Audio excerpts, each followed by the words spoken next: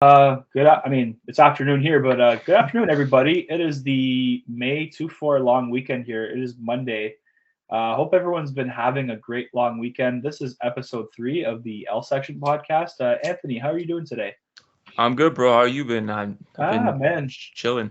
Yeah, man. Been busy weekend, so yeah, I played some hockey this morning, and it was good. Usually I'm a little more tired, and I probably would have taken a nap by now, but I'm actually pretty good. So uh, not for anything, but yeah. Again, I hope everyone's having a great and safe long weekend. And yeah, let's open up with we were talking about this at our last family. We had Mother's Day a Oh couple yeah. weeks ago. Uh, I don't know if this is gonna get me in trouble, but honestly, I don't really fucking care. Nah, it But shouldn't be that bad uh, of a debate. Come on. yeah, I mean, I thought so at first, but I'm like, nah, it's probably not that bad. But like, non-alcoholic beer, should you be allowed to drink that while you're Holy driving? shit. I I said no to that right when you said that at our grandparents' house, Yeah, and no, me everyone too. else around me was agreeing with me. Just by the way, okay? Because here's Because why? why. Here's why. Is Diet Coke still have no sugar in it? I don't know. Actually, that's a good question. I don't know. Does it It's not have reduced sugar? sugar.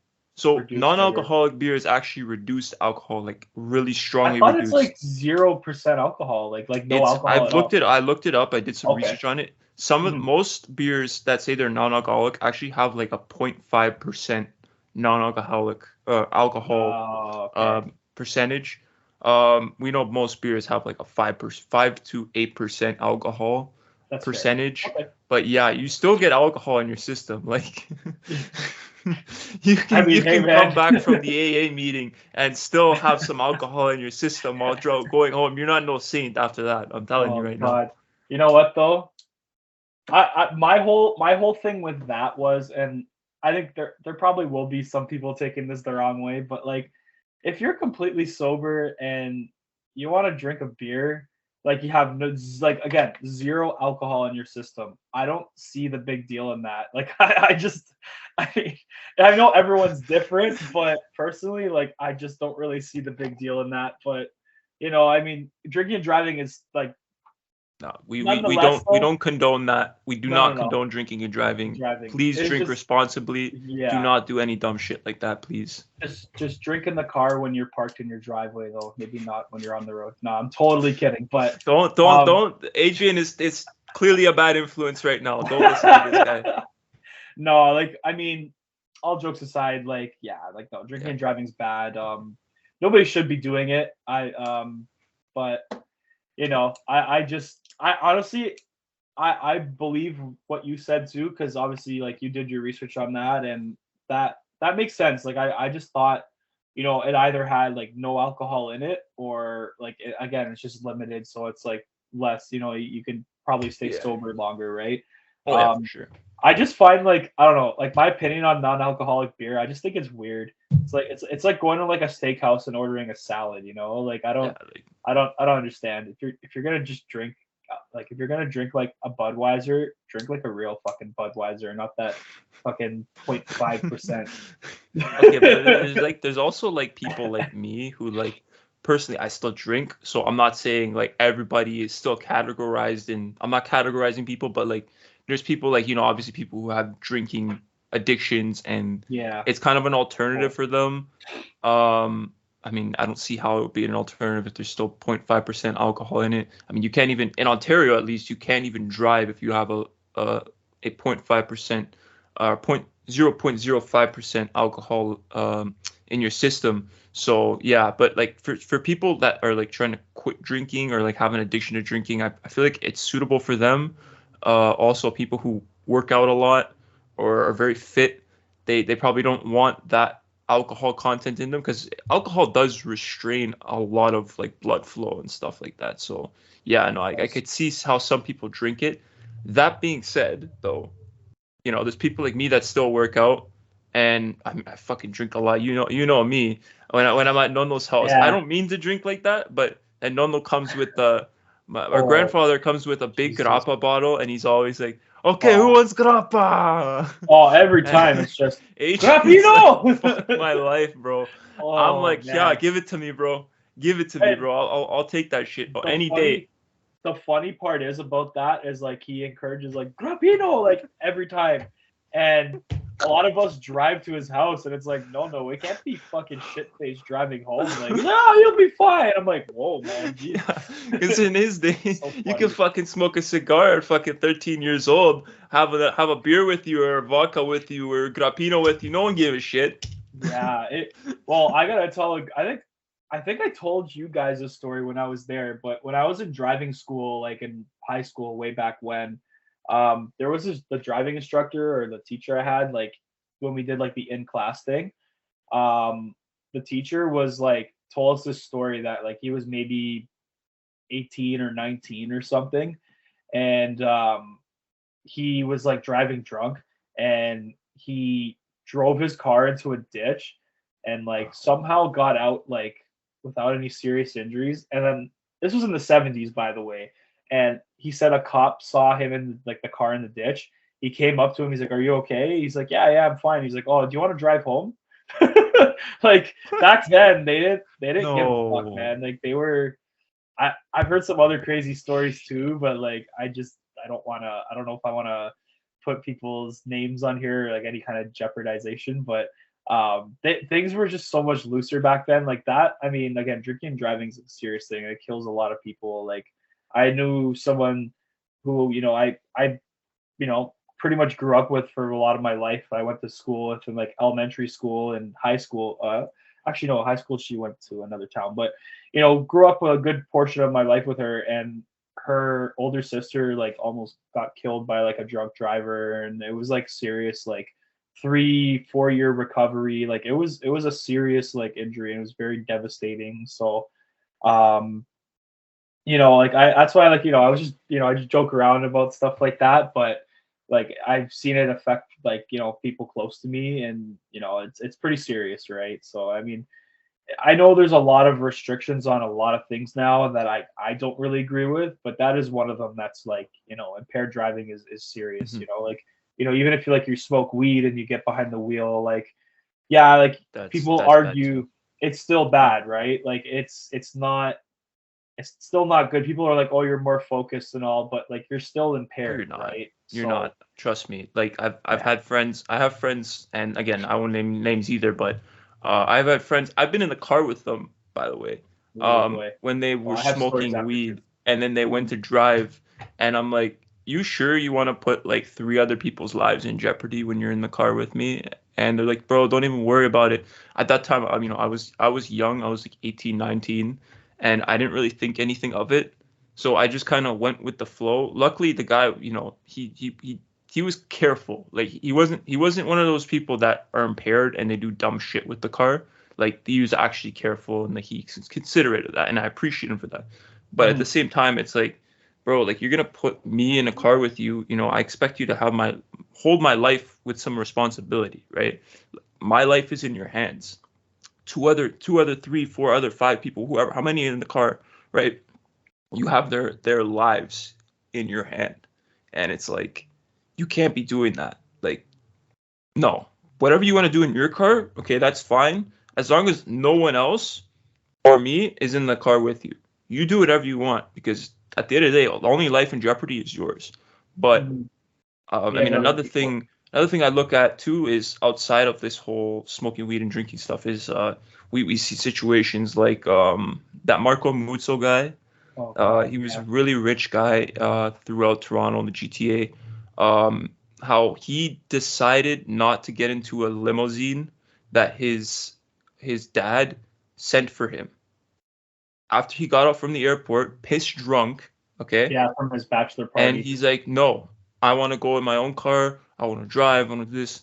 Probably one of the worst decisions he's probably ever made in his life. Ended up killing a grandfather, and I believe it was two children, right? Two Two children, yes. grandkids, So and yeah, yeah, yeah, like terrible. those families, God bless them, because you know what, they need that right now. And to go through that every day, waking up and saying, I wish I didn't send them out. I wish I was there for them, right? Or this would never happen. Like, I don't know what he's thinking at the moment, right? He could just be thinking, I just want to get away from this situation as much as possible. I want to get out. I don't want to go to jail. I don't want to serve time. That's probably his thinking right now, right?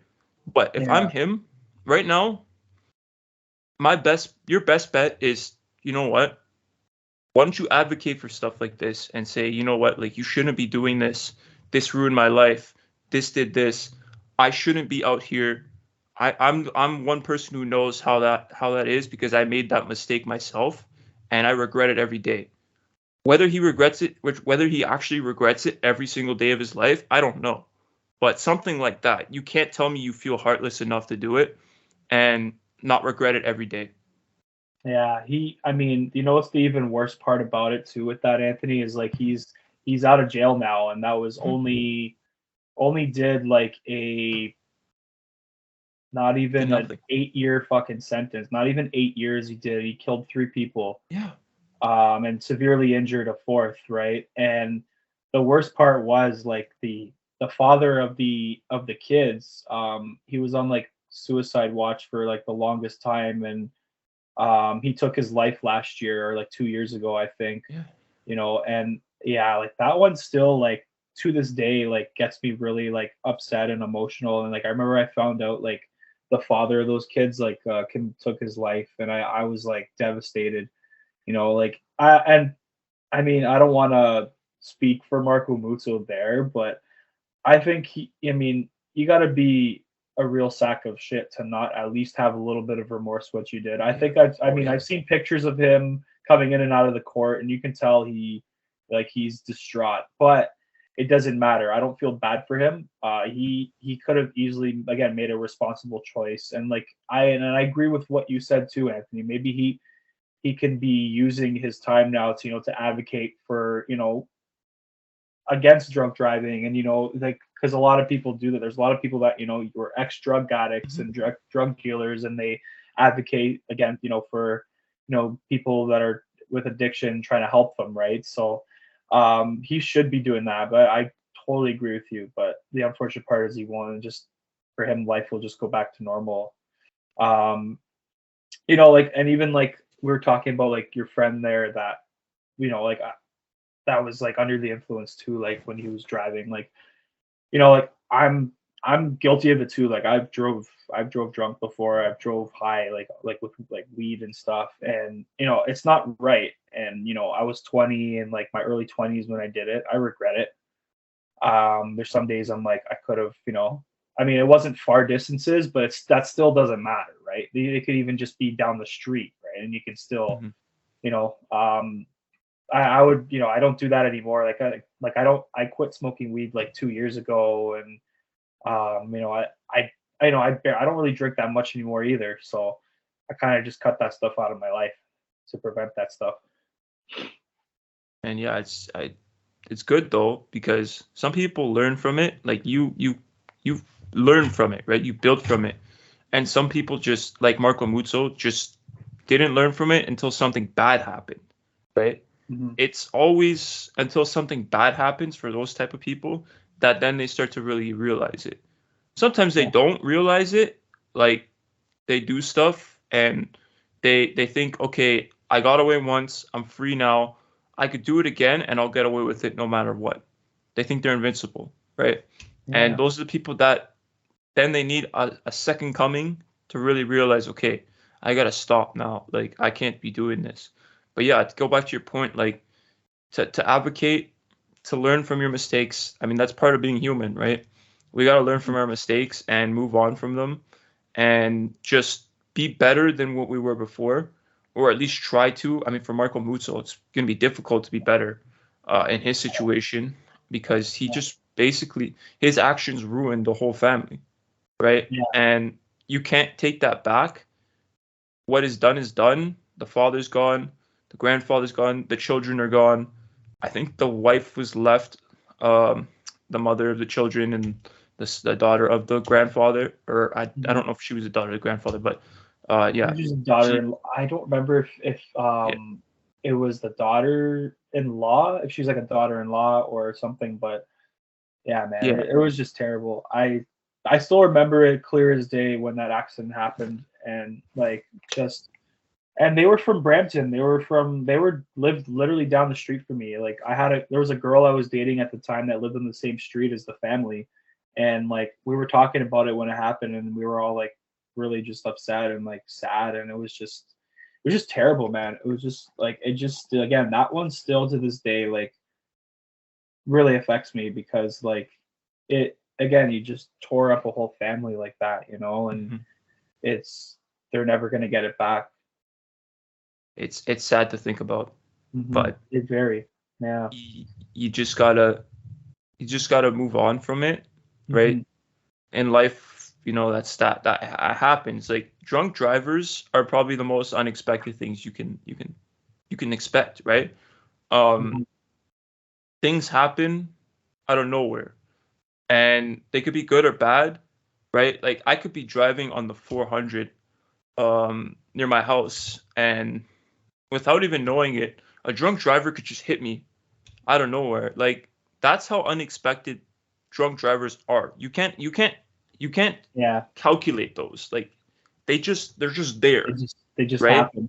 Yeah, And especially during big events like Marco Mucci's situation, he was coming back from a bachelor party, I believe, yeah. It was um, after party. or a stag or whatever, right? Um, you know, stuff like that where people have a reason to drink, people have a reason to go crazy, right? Victoria Day weekend is probably going to be a really dangerous one for that, right? And that's when cops and officials come out and say, please, please, please relax on the drinking. If you are drinking heavily, do not drive, do not do anything, drink responsibly, right? Don't do anything crazy. And now we have cops everywhere for that, right? When you hmm go up to cottage country, I'm pretty sure there's cops that gatekeep people going in and out of the cottage country, right? And saying, you know what, how much did you drink today? What are you doing there? What's your business for you coming up here, right? If you're partying, please calm down on the drinking or drink responsibly. Don't drive. Please stay do whatever you can to avoid driving yourself. Get a taxi, Uber, right? Uber is cheap to go at least to a 5-10 minute spot away from your house Yeah, or yeah, your exactly. area, right? But if you have to spend the money to keep your life is more valuable than I'd say paying $30 for an Uber, right? Yeah, I'd rather pay the $30 for an Uber and arrive to my house alive than pay nothing and end up either paralyzed dead or dead, or right? somebody else dead. Or see someone else I care about the most end up in the same situation that I don't want them to end up in, right? Yeah, and like just one more thing I wanted to say on that topic. There was a former Montreal Canadian player. I think his name was Charles Houdon, and I remember hearing a story about. I think it was like maybe 12, 13 years ago. A friend of his died because he drove drunk like from a party, and Mm-hmm. like yeah, I think like, he died. And I remember he talked about that when he made the Montreal Canadiens roster. He taught like opened up about that story. And man, like he was like they were like 15, 16 years old or 16 years old, right? 'Cause, yeah, I can't drive at 15 yet, but just again, just I believe that's what the story was. Of something of that kind of nature. But like, yeah, it's serious, man. And the problem is though, like I find like with certain topics like that, like no matter how much you try to educate people on it, there's still going to be people that are going to like, do the opposite, right? Like I mean, Mm-hmm. I'm not saying like don't give up. I'm not saying that at all, but like it's just people are still going to, be naive and ignorant even and stupid, Oh yeah, right? So, yeah. yeah.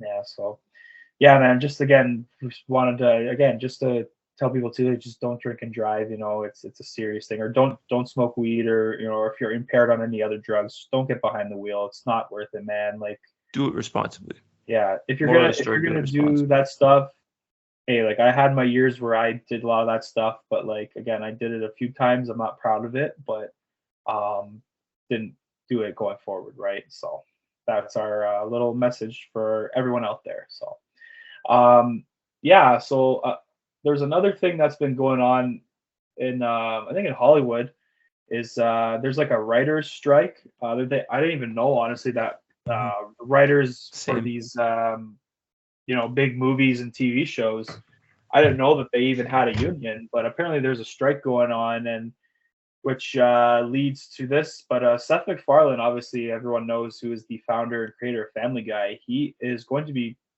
stepping away from the show until a deal is Agreement done. is reached. Yeah.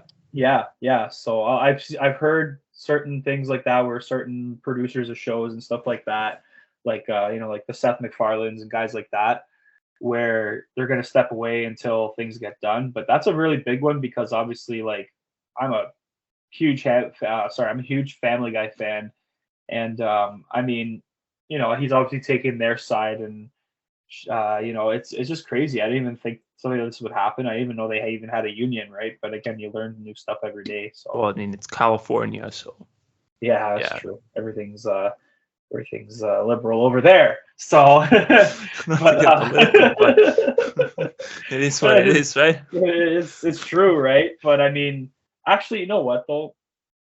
And not even so much like that really, because like my dad is in the entertainment business. He's a musician, but he also has been in like an actors union, like one of the bigger ones in Canada. It's called ACTRA.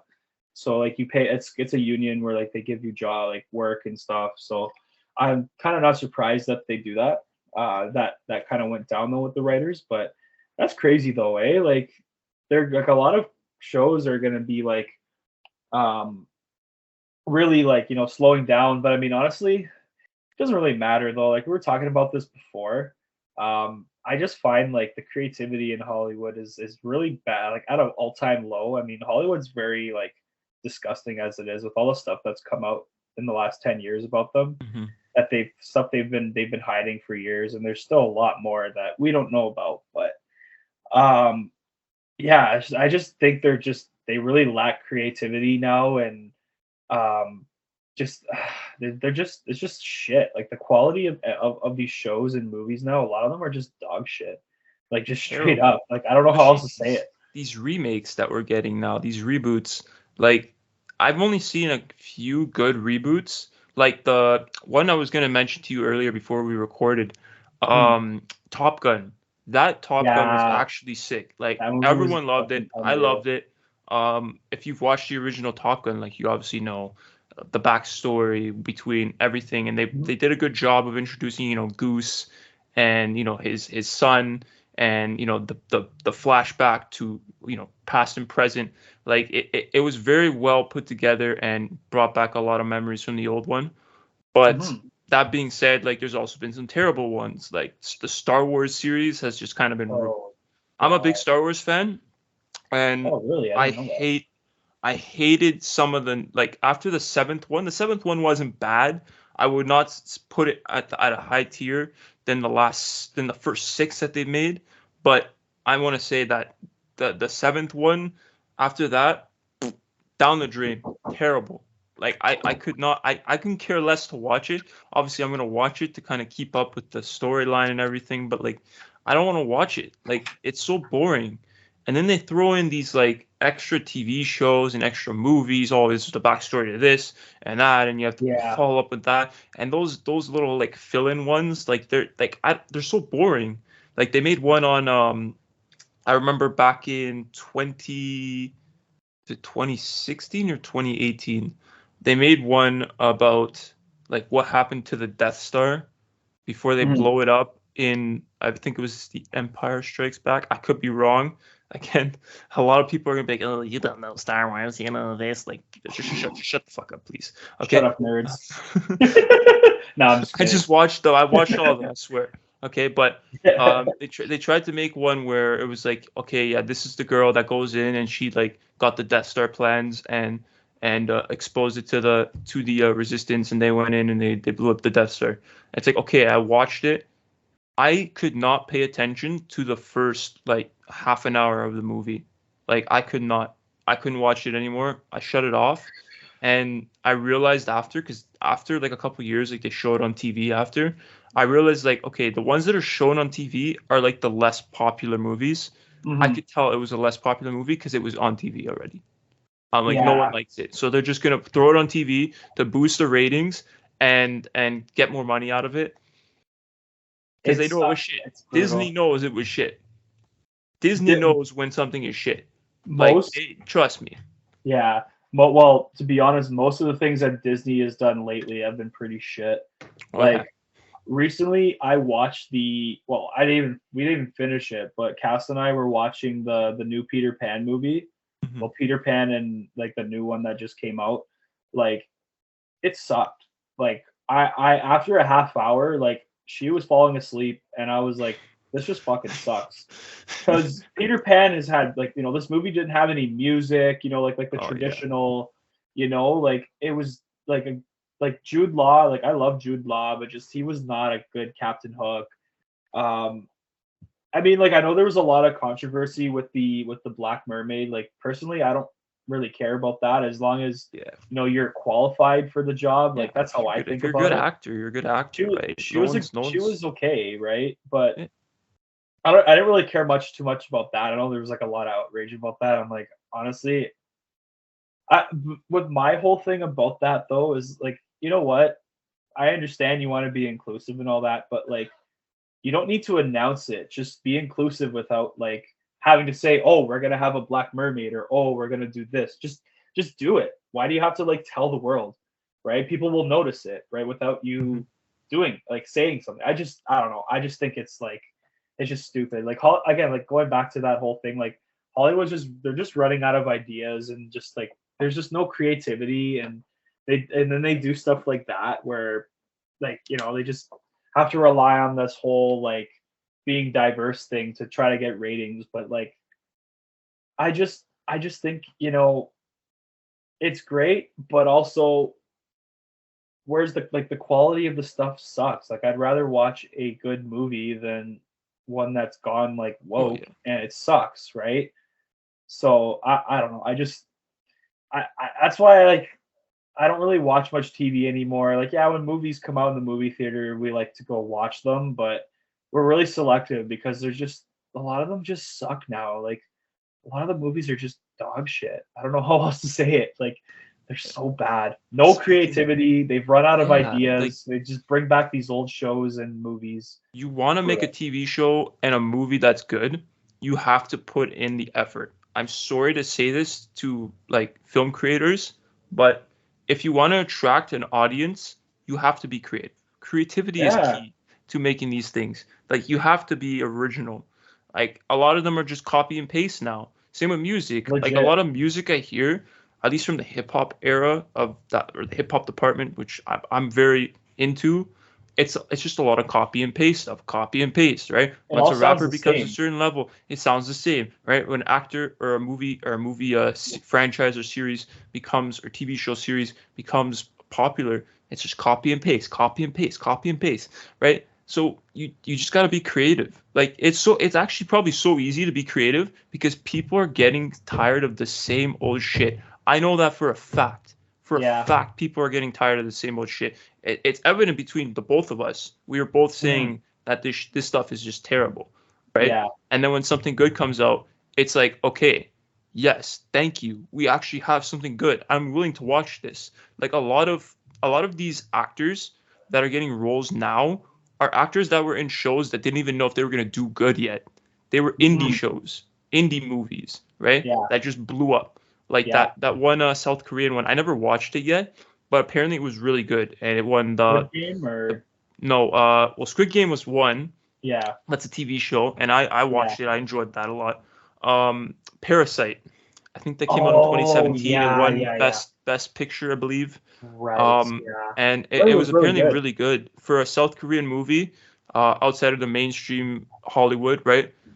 It was apparently really good, and a lot of those Mhm. actors probably got big roles from that after, and it did good for them. Stranger Things is another TV show that Very popular. ended up becoming very popular, and they put in a really low budget into it. I remember when I Oh was yeah. reading up on it.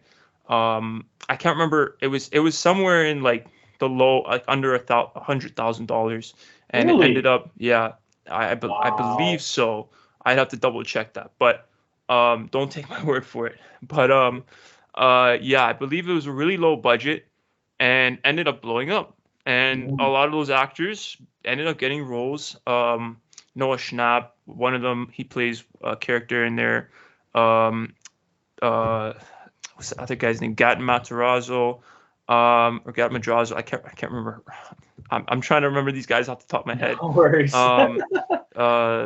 There's one guy who plays Mike in the series. I forgot his name as well.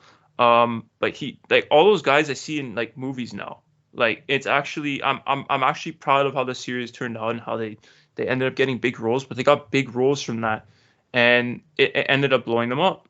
The Sopranos, which I mentioned to you Yeah, before we recorded, that really good actually show. broke a lot of barriers in TV, and I'd say kind of film in general, because a lot of these shows that you see today that are in a chronological order of like, okay, this is what happens, like the storyline effect, that was never there before The Sopranos.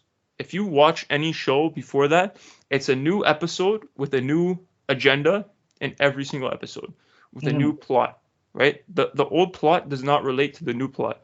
Whereas, okay, The Sopranos comes along and on HBO, and people are like, "Whoa, what's this?" Like, I want to see what happens to Tony Soprano after he passes out on the floor. No spoilers, okay? I'm not spoiling it. After he passes out on the floor, what's he doing at this place? What's he doing there? How's he going to take care of this person? Why is he doing this, right? And you see it unfold in a storyline where it's like, okay, this led to this, and it hooked a lot of people.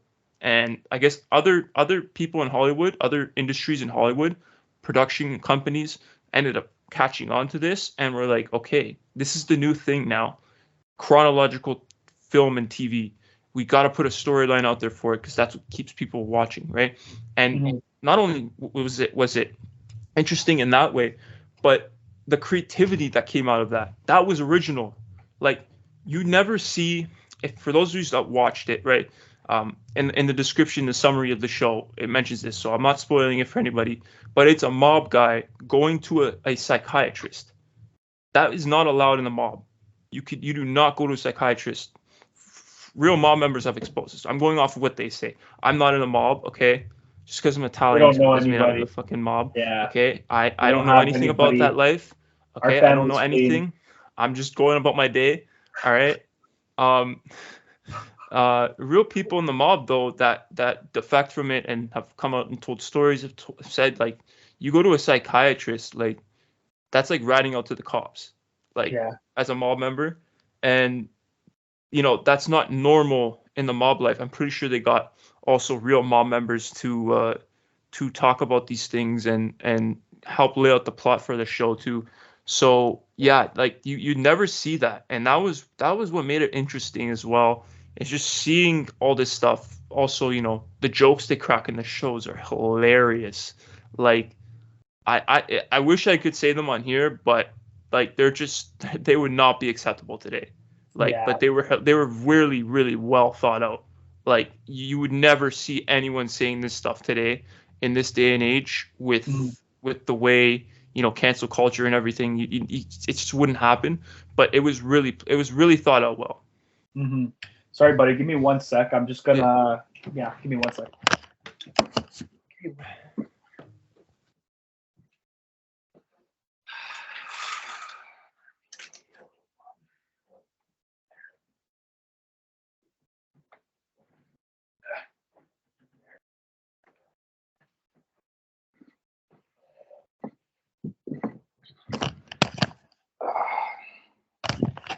Yeah. Sorry. He just came in my room and he was like bugging to go on the bed, so I had to. He was like walking around and he was just like bothering me. So sorry about that, guys. But yeah, like The Sopranos is a really good show. Like my dad used to watch it all the time. Like when it was like on TV, like it was on TLN like every like weeknight Oh or yeah, I like remember the yeah. once a week or something like that. And yeah, he used to watch it like stay up late. And personally, like I wanna watch it now since I'm old enough now. Obviously, right? Like I want to because he obviously wouldn't let me watch it when I was a kid because obviously it was like it was an adult themed show. But yeah, it's definitely something I do want to try and watch one of these days when I have time and start like binge watching it. Hopefully, I don't even know if it's on any of the streamings anymore, to be honest. Like I I haven't. think it's on Crave because that's Oh, the really? closest thing to HBO. Yeah. Oh, okay. Okay, that's pretty cool. Then yeah, I'll probably check it out on there. But yeah, man. Going back to like what we were saying though, man, like Hollywood just fucking sucks now. Like the entertainment industry is just so fucking dog shit. Like Mhm. there's just no creativity. They all sound the same. Everything just sounds the same. Everything just like it's just crap, and now it's not what it used to be. But like speaking of crap, like John Morant's got himself into some serious crap again. Oh my God. God. I was waiting. Okay, I was waiting for this topic. Okay, because there's so many jokes that came out about this. Like people just started calling him Jaw Wick. And I thought I saw it on that was pretty Twitter. I was funny. All crying. over. Like you just see him with John Wick and he's like this. Oh my God. But yeah, like I don't this know what guy, that fucking guy. I have no words for him anymore. You can't defend a guy like this when he screws up twice like that. Like with a gun, like come on, man. You're in the NBA, bro.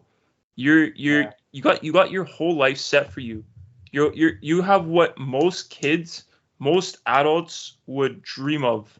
Would die Uh, for it. right, yeah, they die for it. Like especially in this day and age, like you have the world in your palm of your hands, and Mm-hmm. like you just screw it up over a lifestyle that you didn't even. If you see where John Grow up Morant's in. from, like I'm Yeah. somewhere, some like open rural city in a little town in South Carolina, like Bro's parents were like pretty well off. Like they had yeah, good jobs. middle Like class he parents, lived like like a higher up. Like he lived like in a upper middle class like suburban like town. Like I just don't understand. Like it. The thing is, it's not like he's doing anything illegal because yeah, obviously with the gun laws in the U.S., right? Like he has the right to bear arms, but like kind of like what JJ Redick said, like it's he's not breaking the law, but at the same time though, it's just not a good look for the league when you have guys yeah, like trying to be like gangsters like that. Like I mean, I mean a lot of people know that there were players like back in the day that were in like gangs and stuff. Like there was a couple of names I saw. I don't want to obviously yeah. say stuff without like that was just Well, maybe reports, we but there was guys that were in in gangs and like doing crazy stuff like that. But like I just don't understand. Like again, like you said, like he's got the whole world on a string right now. Like he's well, not really anymore, but he did last year and going into this season. Like he had life by the balls, man. Like why would you fuck that up? yeah, Like and you're we all saw what happened to like one. You said there's some players in gangs, but one player I think we know for sure that ended up he had a lifetime ban from the NBA, Gilbert Arenas yeah, for pointing out a gun to another teammate. So what the story is, that's what came out publicly, yeah, is that he had an altercation with another teammate and they were holding a gun at gunpoint to each other at practice because they yeah. had a That's disagreement. fucked. So, or it was something like they had a disagreement the day prior, and then they came Mm-hmm. into practice the other day and pointed guns at each other to like Mm-hmm. try to like one up the other person, and So just fucked. it ended up ruining Gilbert Arenas' career. Gilbert Arenas was supposed to be like one of the best players in the NBA, probably a top Mm-hmm. three player. They were saying a lot of good stuff about him. He was doing very well, averaging. I think they were saying he was predicted to average almost like 40 over 40 a bit over 40 points a game. Yeah, Like he this was guy, pretty unreal. he was gonna be good, and to screw that up, all that over an altercation, like seriously, like there's no way you can come back from that. Even saying you're sorry, which the NBA I feel like has gotten a little bit softer on that, right? With John Morant, he's got that's two chances now he's had, and he squandered them. Yeah, Squandered them. Lost multi-million-dollar contracts, hundreds of millions of dollars in contracts. The NBA players that come out today, I'm pretty sure they make more in endorsements than they do in actual contracts for their teams, oh, right? So hundred now you're percent. just relying on a contract that you have with your team. So you better be tight with your money because Yeah. now you just screwed that up. And that's Ja Doesn't Morant's he? situation. Didn't he? Didn't he like have like a max contract that was going to kick in next year? Like I'm pretty sure he has a max contract that's kicking into next season, right? And I just think again, like it. You know what? If he's doing that after he gets that max deal, it's still like extremely irresponsible and stuff like that. And but he secured a bag, right? But like it's still either way, it's still wrong. But like at least he could secure a bag even if he gets let go. There's probably clauses in his contract that he'll still get paid. Like the thing with that though is like he's trying to be like a gangster and stuff. Like like John Morant, man, like you got kids looking up to you. You got like fucking 7, 8-year-old kids like looking up to you, and you're like literally their world. And you're doing stuff like that. It's just gonna send the wrong message. Like I said, like he hasn't broken the law, but it's just the optics around it. And like I understand why there's outrage around it because it's negative attention towards the sport of basketball, right? It doesn't need that negative attention. Like the sport is thriving right now and it's growing at such a high pace, like year by year, right? And like it doesn't need like that kind of negative attention towards it. And like I think even Adam Silver was on an interview recently, and you can tell he's just really disappointed because again, it's just not a good look for him, and it can cost the league some revenue. I'm pretty sure he had like a sneaker contract with Nike.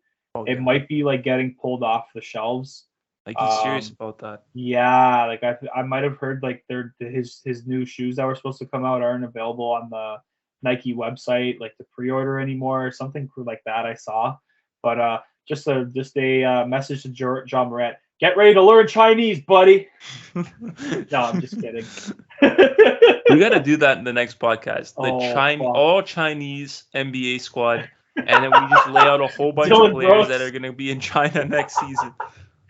Dylan Brooks, we get fucking John Morant. We'll definitely do that. We'll definitely do that for sure. Actually, do you think Dylan Brooks will sign with an NBA team next year, or do you think he like basically talked himself out of a job?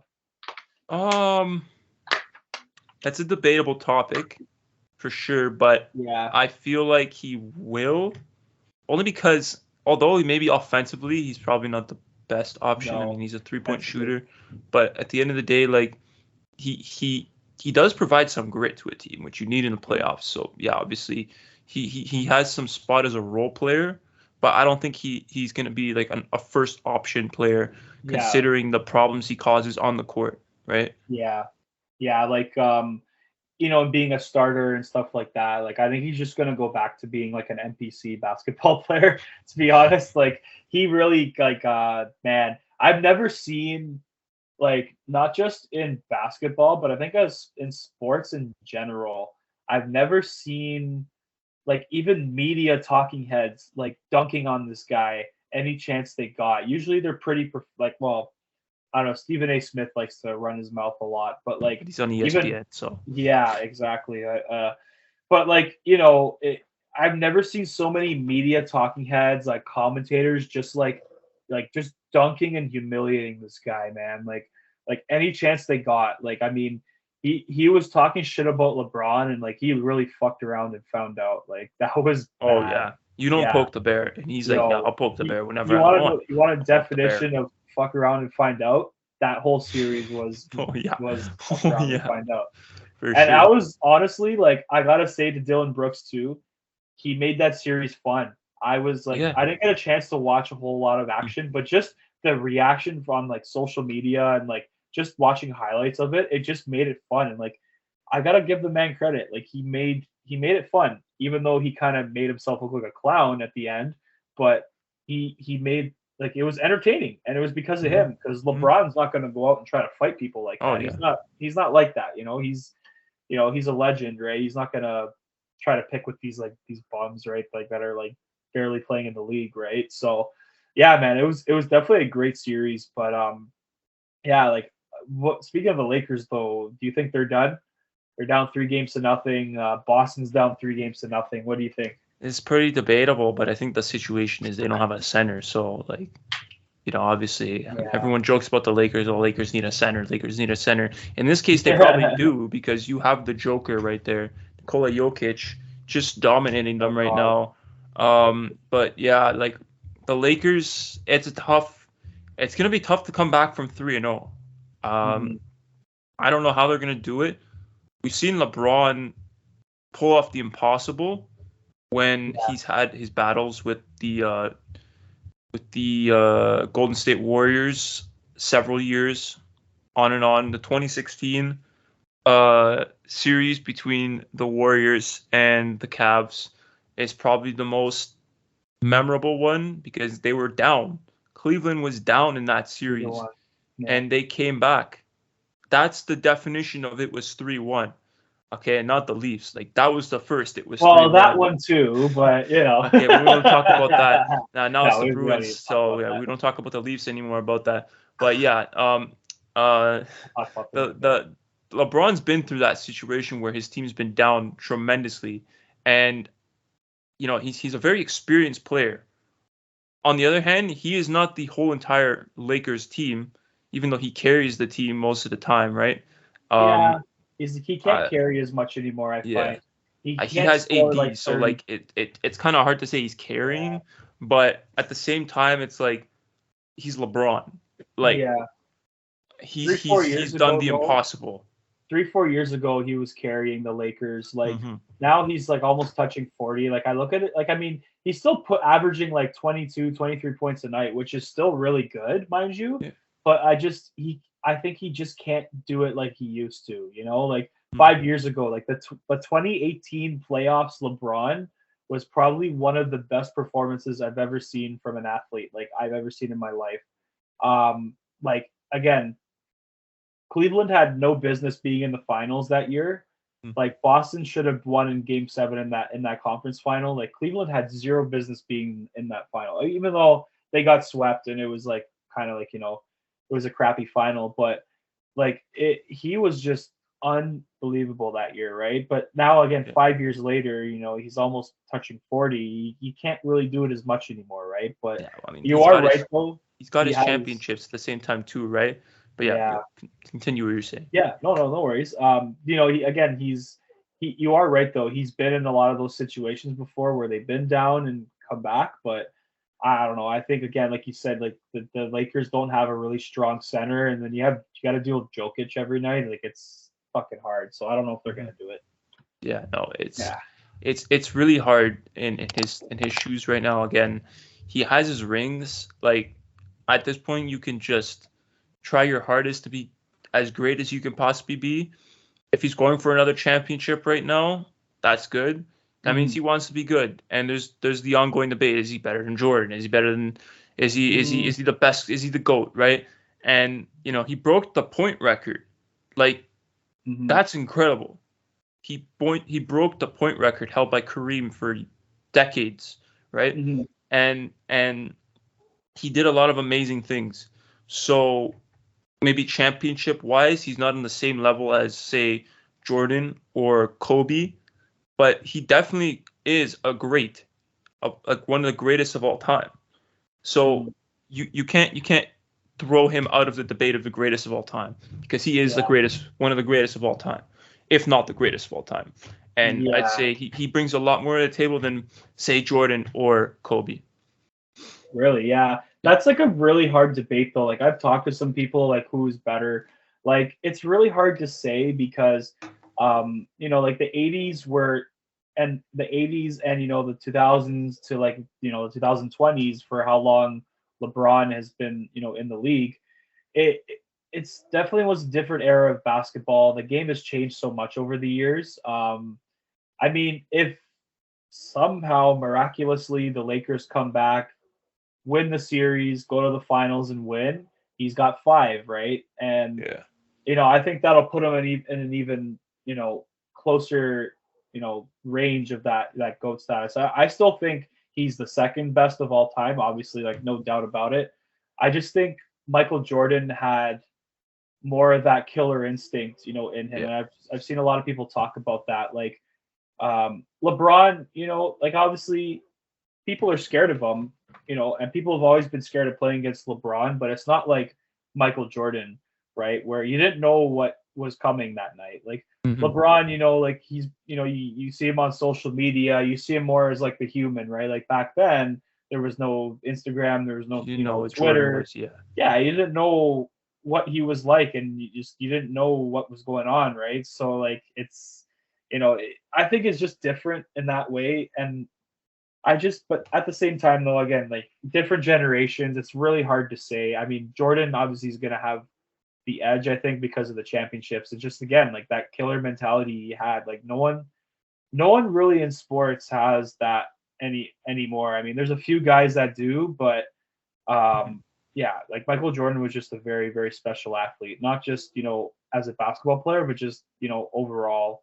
And that's why I mean, I think he might be number one, but LeBron's are very close too. Yeah. Also, like going back to the point where you're like, it depends on the era. I mean, I could see from that Mhm. point in Jordan's era, it was It more was rough. gritty, right? Oh, Like fuck yeah. he was getting harassed by the Pistons. He was getting harassed by the Celtics. He was getting harassed by even Utah, right? Like Hmm. this, his era was just pound, pound, pound. You had to be great mentally, not only physically, and you had to know how to endure it, right? Whereas LeBron, it's like LeBron now there's like so many technicals and a lot of restrictions on stuff you wouldn't see now. Hmm. Um, some of them are the 3 second rule. That was actually never there in Jordan's era. So you could literally just camp inside the paint and not worry about it, right? And that was I think that was banned because of Shaq, because he would always like camp there and they'd always pass it to Shaq when he And was then on the he just Lakers. dunk on you Yeah, and then there's and also bank another you. one that was banned by Shaq where it was like you just like he would push away from some players who were poor outside the range. So that was a 7 second rule, I believe. Hmm. Yeah, so they have things like that where it's like, Jordan had a lot of things where it was a little bit more free for him. On the other hand, it was more difficult physically because he was getting harassed all the time. I Hmm. say you put LeBron in that because LeBron is like over 200 pounds soaking wet. Like this guy is a tank. Oh yeah, So he's a big I dude. think He's a big he could fucking have dude. taken that physically. Mentally, I don't know because Yeah. I watched him as a kid in the Miami games, back with that big three that he had with Wade and Bosch. Hmm. And there's that one game I remember. I think it was in the Celtics series. He was carried off because he had a cramp. A cramp, really. A cramp you can take like what, like 5 minutes, rest, and then come back into the game. Physically, I think Jordan would have played through that. Jordan would have Yeah. played through a cramp.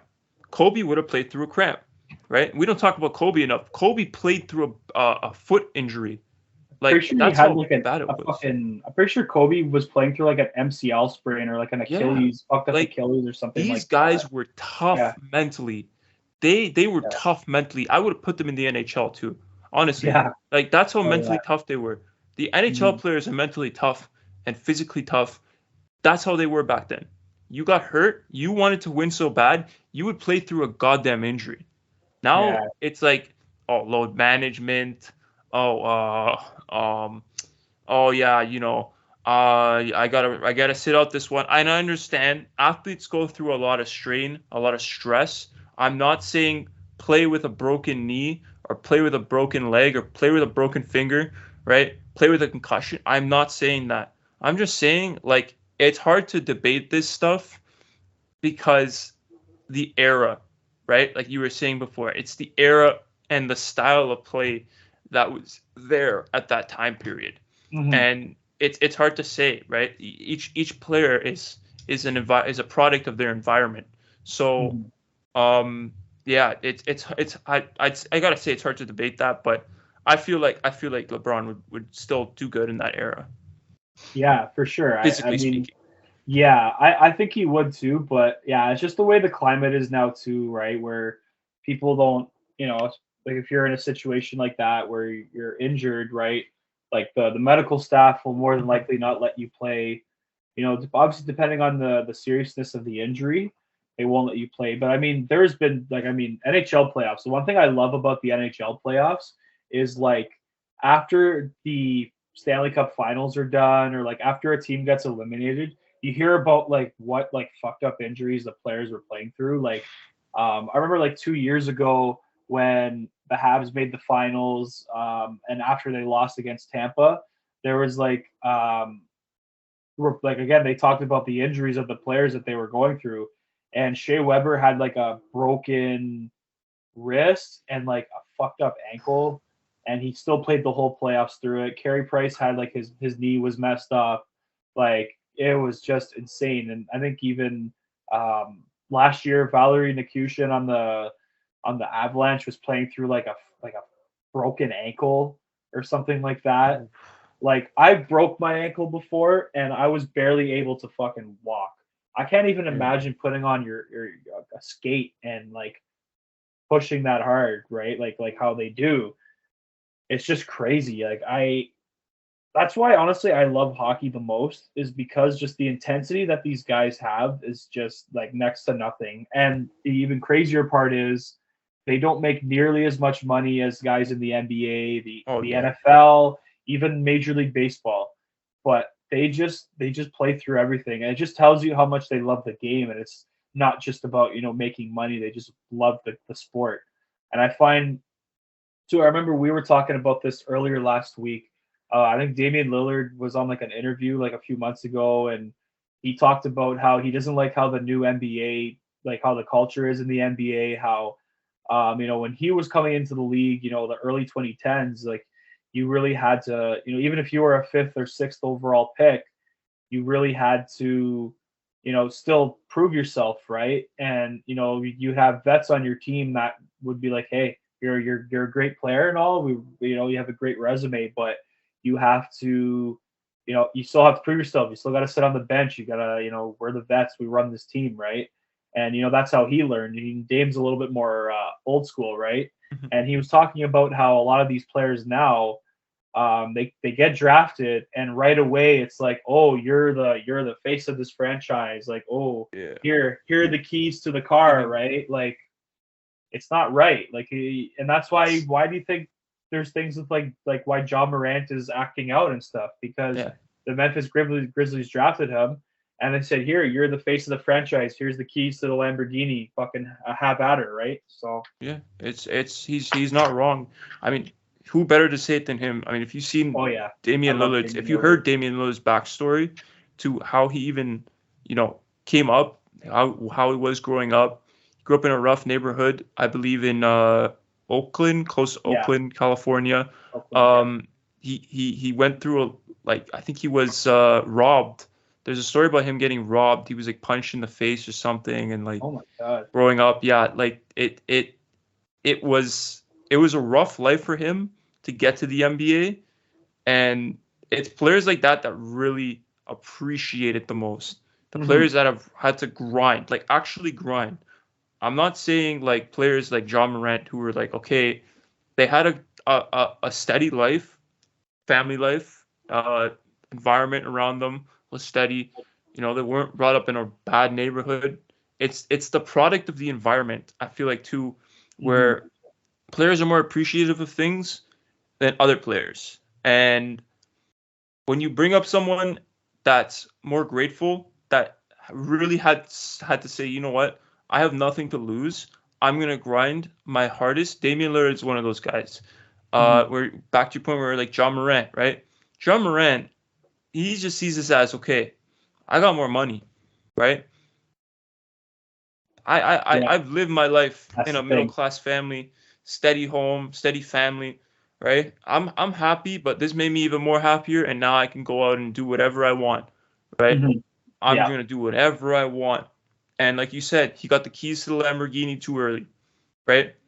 There's a reason why we don't drive at 13, 14 years old, right? Because we're not trusted responsibility wise to Yeah. drive on the road, right? Yeah. That's why Maturity. we start at 16, right? Because that's when we're more matured to drive on the road. Sure, there's some kids that still do some stupid shit with their car at 16, 17 years Oh, old, yeah. but you know what? Like that's the law. The law is a law, right?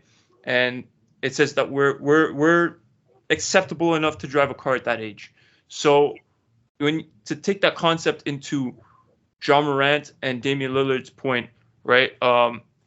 It just it's unbelievable how these kids are put in a really into bubble wrap, right? And they're like, Hmm. yeah, here you go, buddy. Yeah, here you go. Yeah, we want this? Okay, yeah, we'll give it to you. Yeah, appeasement. It's all Mhm. appeasement, right? Yeah, Like you can't be appeasing these kids, right? yeah, You got to set the bar straight. You're a rookie. Your place is a rookie. You are not a pro. You are not LeBron James. You are not Kevin Durant. You are not Kyrie Irving. You are not Damian Lillard. You are a rookie. You still have to build a name for yourself. yeah. Okay? Hmm. At this point I'd say yes, John Morant is has earned the spot as the top player on the team, right? But if you told me a couple of years ago when he got drafted, oh, he's automatically the top player in the team because Memphis is shit and they have nobody, no, I would have said give it to what's that guy's name? He was a center, big guy too. Oh, Um, I can't remember. no, he's on the tip of my tongue. Oh my goodness, he wore a headband all the time too. Oh my gosh. Well, I would give it to him, right? Like Yeah. he was one of the best players that the Grizzlies have ever brought up, and I'm just trying to find it here, but yeah, he uh he was probably one of the best like players. I'm just gonna look at the Memphis Grizzlies team from that year, Memphis Grizzlies 2015 roster. Was 2015. it How long has Zach John Morant been Zach in? Randolph? Zach Randolph. That's Oh, who it was. Zach I Randolph. would have given it to Yeah, him or Marc Gasol. Those are the two, maybe even Vince Carter, right? yeah. And those guys, Or you give like it to him. they really like put the team on the map. The Memphis Grizzlies, like those are the original Memphis Grizzlies. Mike Conley as well, Tony Allen, right? Like those Hmm. guys were really, really, really like respected Pretty around gay the league too. and they earned their spot in the league. Whereas Yeah. John Morant, it's like he's still a kid. Why are you giving him this satisfaction of entitlement to run the team the way he wants to run it? That's not the way the league. That's not how it goes. And that's where I kind of like hockey because it's like when you know you're a rookie, you know your spot on the team. You know that you don't have the rights to do that, right? You don't have the entitlement to do that, not the rights, but the entitlement, right? Hmm. Um, and in hockey, an example of this is Jack Eichel, right? To a point, like Buffalo did what they wanted to do with him, and they did whatever it took to keep him appeased, right? Yeah. And they fired coaches, they fired management, GMs. they gave him the C, and he still whined and complained and bitched on the team that he didn't get enough and the team's not winning. Now look what's happening with Buffalo. They're winning because they're getting what they actually need, not what they want, right? The wants and needs are probably the two defining factors in a team.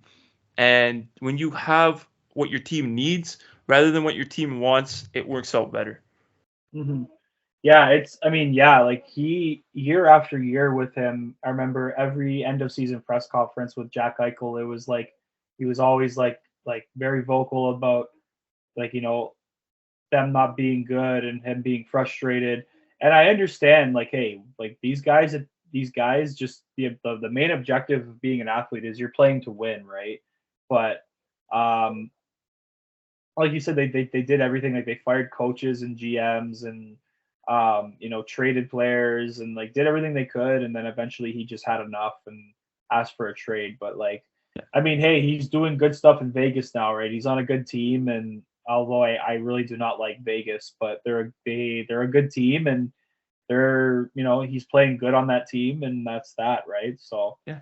I wanted to switch gears a little quick before Mhm. we cap it off here, but we're supposed. I mean, we're kind of talking about hockey, little bits and bits in this episode, but let's kind of talk about the big news in Toronto here with Kyle Dubas leaving Mhm. as GM. It was like Friday morning I found out he was gone, Yeah. and I mean, I wasn't really following what was going on negotiation wise. I don't know what was going on, but I know Brendan Shanahan was pretty like upfront about what happened with the negotiations going with him, and there were some things he wasn't obviously very happy about. I think I sent you that thing on like TikTok last night with Mhm. Elliot Friedman. I think he kind of broke it down too. Yeah. Um, I don't know, honestly, like I don't know what Kyle Dubas was really thinking in his head. I think he just assumed he had all of the the leverage on his side when Oh yeah, obviously that for sure. wasn't the case. He was going into the year without a contract. Well, he had 1 year left on his contract. He was on a contract year. Obviously, they didn't really trust him going into the season, but I mean, the Leafs had a good season. I mean, obviously, it was an early exit, but um, even for himself, like he had a good season. Like as a GM, he made some great trades at the deadline, Mm-hmm. and all Mm-hmm. those players just panned out for them, which is really hard, like with trade deadline acquisitions. So, yeah, Anthony, how do you feel about the Kyle Dubas, and who would you want to see as the next Leafs GM if you have thought that far ahead? I haven't really thought about who's going to be the next GM. I can go into detail about how I feel about Dubas. I feel like he was the best fit for the team, and he did whatever it took to run this team.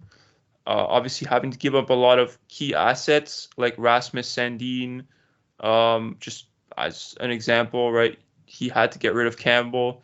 He had to get rid of I mean, Anderson. Those guys were big on the cap as well. So I mean, he had no choice. But I mean, he really, I mean, he got the team past the first round, which was a nightmare to get through for what, almost 7 years straight now. yeah. So it's been a hell of a ride with him. I think he's done a great job for the organization. That being said, I've heard there were some trades he was gonna make that Shanahan was like flat out no, like we're not gonna make these trades. Please go back to the drawing board. And I guess that goes back to what Freeman was Elliot Freeman was saying, is that, the disconnect between him and Shanahan was coming close. Oh, my bad. The disconnect between him and Shanahan were coming close because, they just weren't on the same page with the team, right? Shanahan didn't see his trades as an acceptable form, and or some of his trades as an acceptable format to go forward with the team. And, to hire a guy like that who won the Leafs, the Marlies, the Calder in or the AHL Cup, right? Um, and went all in. He did a lot for the Sioux Greyhounds as their GM, right? Like he was a big contributor to a lot of those teams, and you have to put trust in those guys at the same time when you hire them, because you got they have the organization in their hands, right? You hire them for a reason. You hired him for a reason, and that was to get the Leafs back on track. He got you past the Mhm. first round, so clearly he did something right. Okay, and he got Matthew Nyes, which honestly, I mean, I'm impressed with a lot of the drafts he made. Liljegren, Nyes, Sandin. Um, I mean, I can go on for a couple, like a few players on a list, right? That he got. Robertson, right? Like Yeah, like Nick these are Roberts. guys that I think at the Lou Lamoriello era that I wouldn't really see, because they just didn't pan out the way they were supposed to. And um he knew what to get. He knew what the team needed. He looked at the analytical point. He was very strong into analytics from what I Mhm. know Yeah. on the team. So it's really hard to say that he didn't contribute, because he did make a contribution. When I compare it to a team like the Raptors in the NBA, when Masai Ujiri came in, like Masai Ujiri did what he had to do. He had to make tough decisions sometimes and trade players that he didn't want to trade.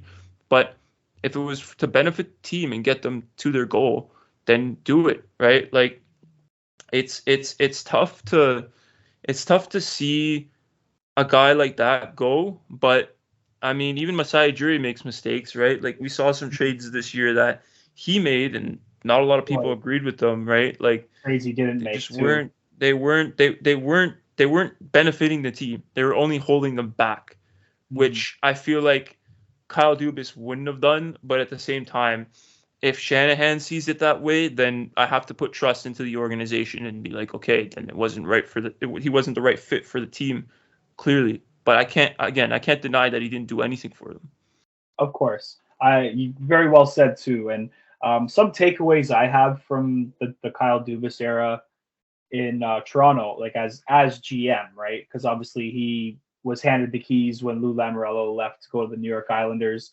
One thing, and I've been a pretty big advocate for this, like with the whole old school hockey culture, and I'm like kind of just throw that stuff in the garbage. Like Lamoriello did some good things for the Leafs. I think he got them on the right track in a lot of ways.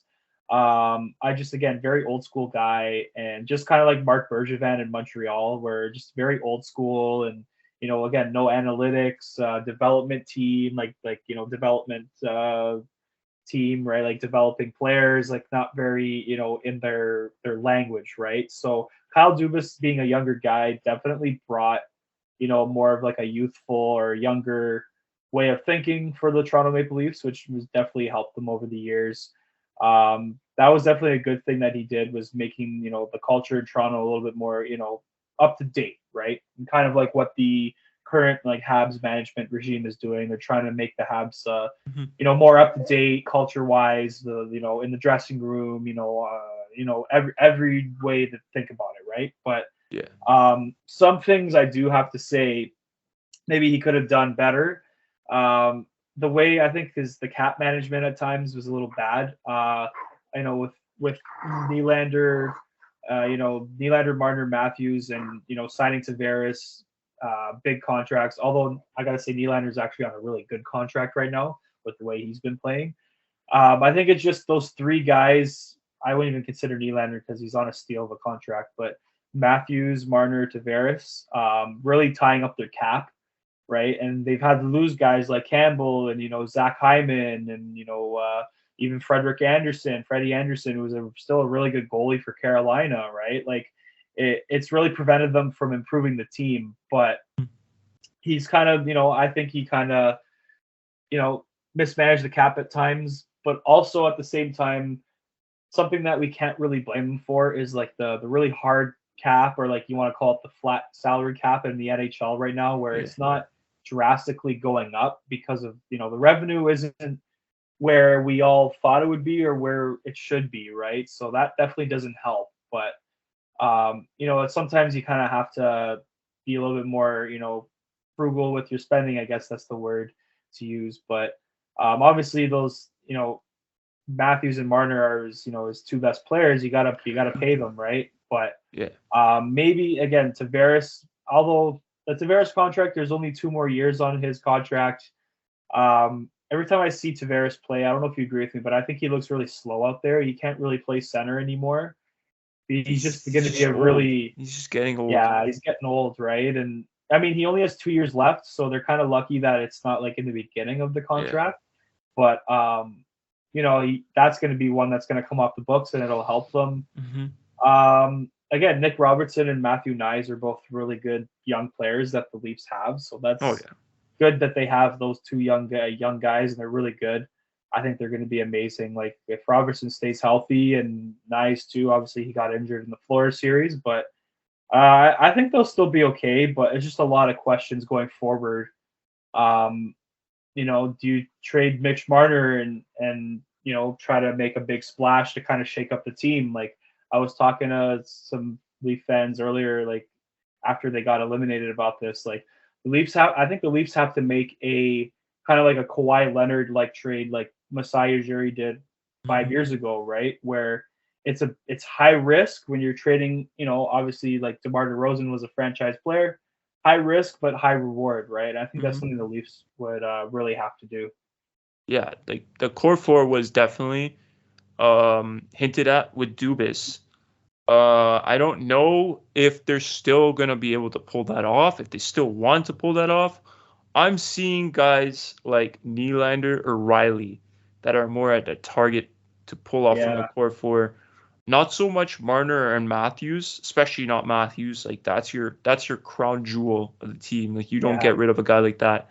But Marner is important to Matthews, and I feel like they both function well together.